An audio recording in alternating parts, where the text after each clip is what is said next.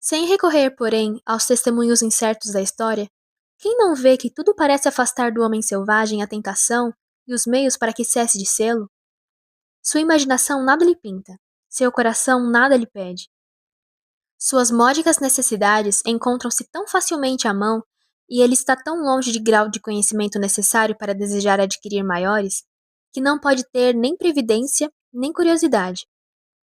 O espetáculo da natureza torna-se para ele indiferente, à força de se tornar familiar. É sempre a mesma ordem, são sempre as mesmas revoluções. Não tem o espírito de encantar-se com as maiores maravilhas. E não é nele que se deve procurar a filosofia de que o homem necessita para saber observar uma vez o que viu todos os dias.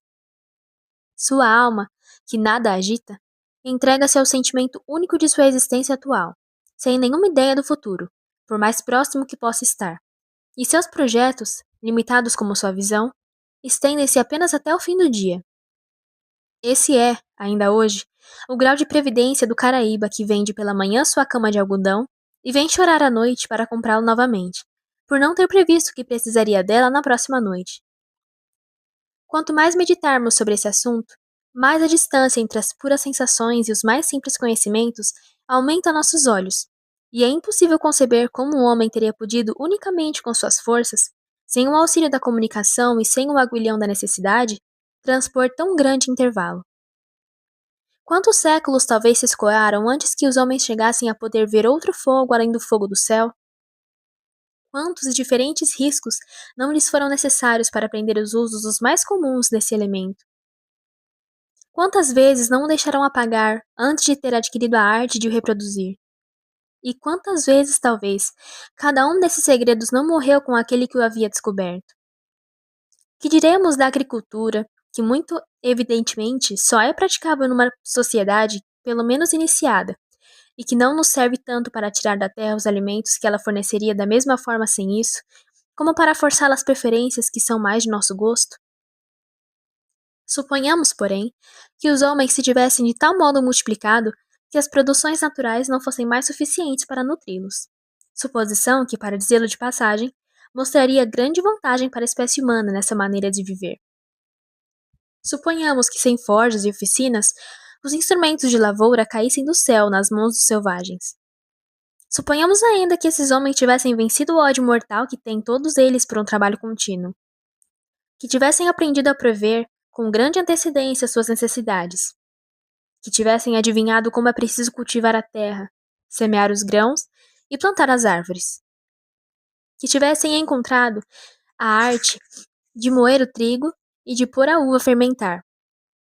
Todas essas coisas lhes foram ensinadas pelos deuses, porquanto não imaginavam como eles próprios poderiam aprendê-las. Qual seria, portanto, o homem insensato que se esfalfasse na cultura de um campo, do qual seria despojado pelo primeiro que aparecesse, homem ou animal, pouco importa, ao qual essa colheita lhe conviesse? E como poderia decidir passar a vida num trabalho penoso, sabendo com toda certeza que não vai obter o preço justo, de que mais necessita?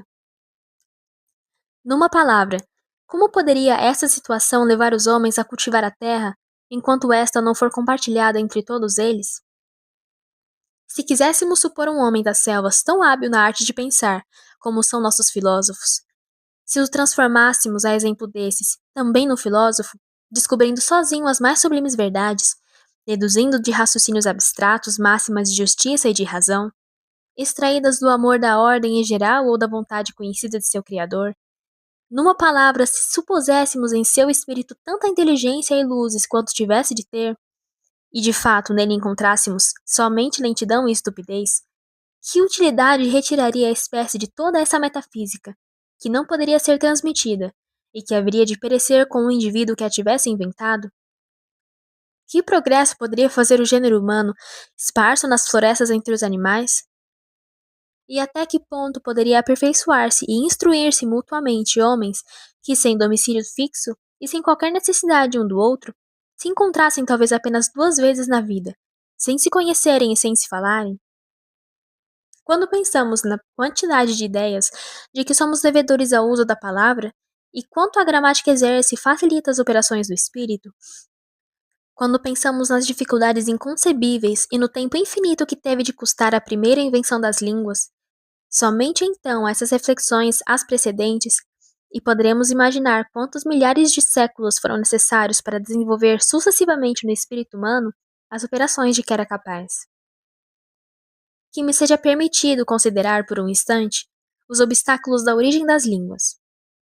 Poderia contentar-me em citar ou repetir aqui as pesquisas que o Abade Condillac fez sobre esse tema. Essas pesquisas confirmam plenamente minha opinião e talvez me tenham dado a respeito a primeira ideia. A maneira, porém, pela qual esse filósofo resolve as dificuldades que cria para si mesmo sobre a origem dos sinais instituídos, mostrando que supôs o que ponho em discussão, isto é, uma espécie de sociedade já estabelecida entre os inventores da linguagem, creio, revendo as suas reflexões, dever acrescentar as minhas, para expor as mesmas dificuldades, num dia aprazado, a meu tema.